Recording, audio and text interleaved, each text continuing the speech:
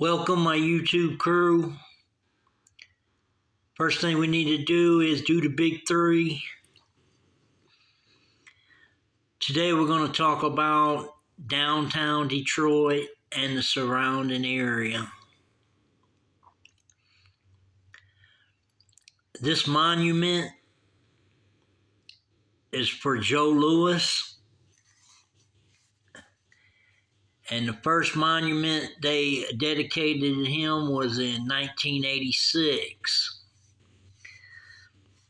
And you can find this monument on Jefferson and Woodward Avenue, downtown Detroit.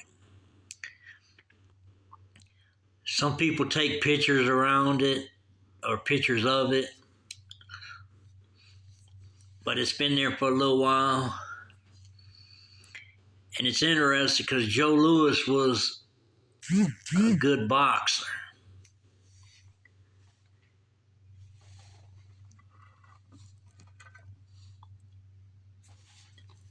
And that's what I always wanted to do when I was coming up.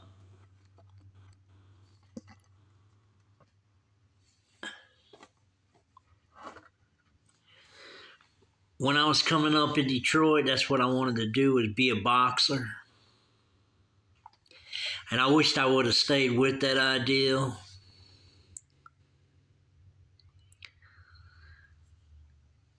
Because these days, boxers are making a pretty good check. Pretty big bag, depending on how good you are. But right here by this monument, across the street, I used to catch the bus down Woodward to 9 Mile Road every day, 5 days a week. And I used to come from Woodmere and ride the bus down 4th Street to Woodward, and then Woodward out to 9 Mile. And it was interesting because you usually, you met a few people. Some people would talk to you on the bus, some people wouldn't. But you met a few people, over time. And a lot of people ask me, have I ever met Marshall on the bus? And I told them no, but I said there was a lot of people at that time doing things that that part of the movie showed, where he's on the bus and he's got the headphones set and all that. There was a lot of people doing that. And like I told the people who asked me that, I was like, he was from like the outside of Detroit, but he might have rode the city bus, but I don't even know if he ever rode a city bus. You know what I'm saying? So I told the people, no, I never met him, but I'm just saying there was a lot of people on the buses at that time with headphones and all that, whether they was, trying to be a rapper or they was just listening to a Walkman,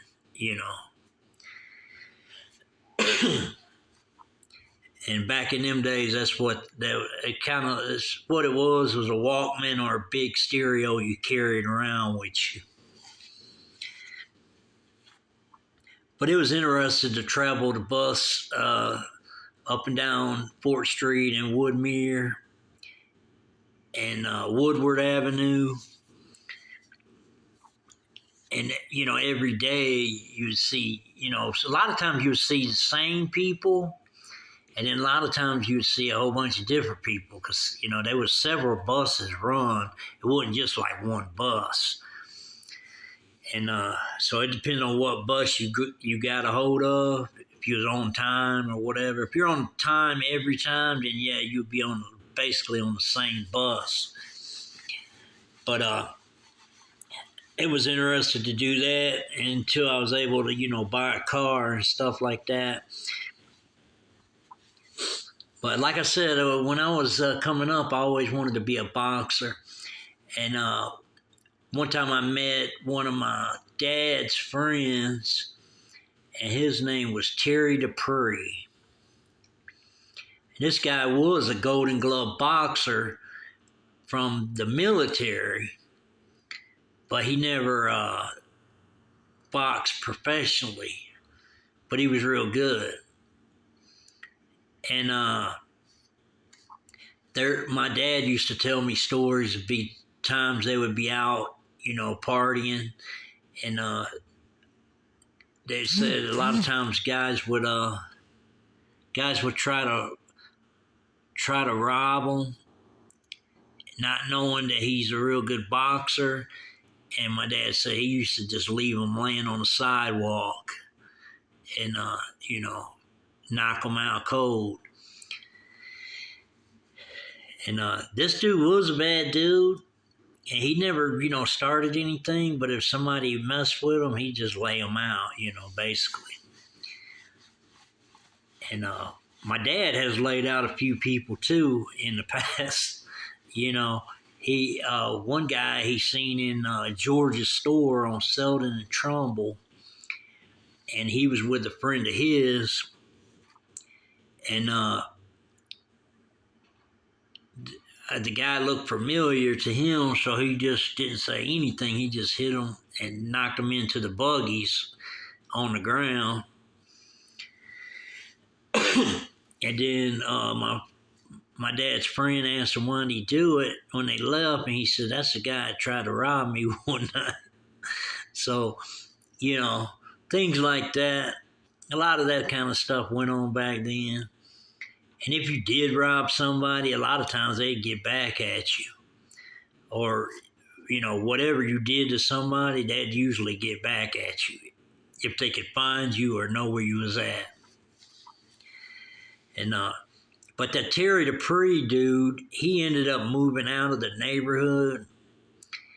And a friend of, actually my kids' grandfather, he's the one that told me this, that he moved over off of, I think it was like Cecil or McGraw or something like that over in that area off of Michigan Avenue. And said that his kids and some neighborhood kids had got into it. And then so the neighbor's kid's father was coming out, actually jumping on his kids. So he went to confront the guy about it, and they actually got into an altercation, and then he had, whooped that guy. But the only thing was that guy went back to his house and got a shotgun, and then came back, and they ended up shooting and killing Terry Dupree. And that's what my kids' grandfather had told me, and because he had heard it, because he kind of stayed in touch with everybody. And I thought that was crazy because dude was a good dude. He never started nothing with nobody, but if you actually tried to start something with him or, tried to rob him or whatever, it wasn't going to turn out too good in your favor, There's another dude, Lil John, they called it Little Huck. He ended up getting killed in a bar on Burner. And also my kids' grandfather told me about this too. And he said he had got into it with a guy in a bar, and I don't know if it was over a lady or over a pool game or what it was over, but the guy ended up shooting him and killing him. So, it just goes to show you, if you go out somewhere, it ain't an issue if you can defend yourself or not, because you never know what might come behind it if you happen to get into it with somebody. And a lot of people are just not trying to, they might start something with you or start a fight in a bar or whatever, but they ain't really trying to get beat up. And if they do get beat up or knocked out or whatever, most likely they'll come back, to probably shoot you or something. So, times has changed since back in the day. And back in the days, people could do a street fight and going about their business and not think about it a second time. A lot of times, some people would get in fights and ended up becoming good friends after the fact. So, it just depends on the time and the situation and how it all occurred, but them were two dudes that they were pretty tough, but they met their demise when they ran into a guy that wasn't going to accept getting knocked out or beat up and just got a gun and just come back and shot him, So that kind of stuff happens. So, it's always good to try to get along with people and treat people the way you want to be treated, because you never know what the outcome will be if they get the upper hand or if you get the upper hand. You never know what might go down after the fact or later on down the road. So it's best just to, try to get along with people. And if there's certain people you don't really want to mess with, just don't be around them, And that'll give you longevity, and that's just a tip. That, your lifespan could be a long time if you kind of, watch how you move, watch where you go, watch who you hang out with, and watch who you trust. And you could probably have longevity, but other than that, if you're just moving all kinds of ways and not paying attention to what you're doing, anything's liable to happen, So that's one tip, from older folks that, the younger folks need to take in consideration, Just because somebody's a lot older than you, you could actually learn something from them if they're trying to give you, tips on the street, stuff like that, how to survive for a long time,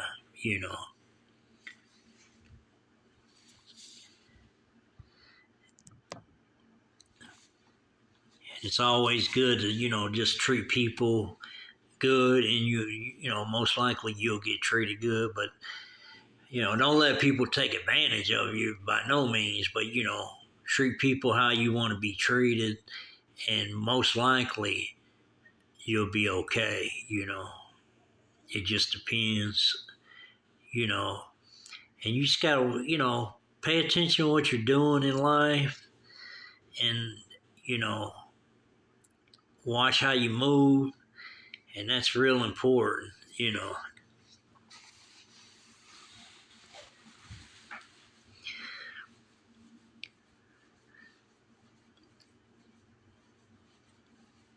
Also, I want to talk about 4 years ago, I was at a company where I worked at, and me and my helper used to talk about different, all different things. And I told him, I said,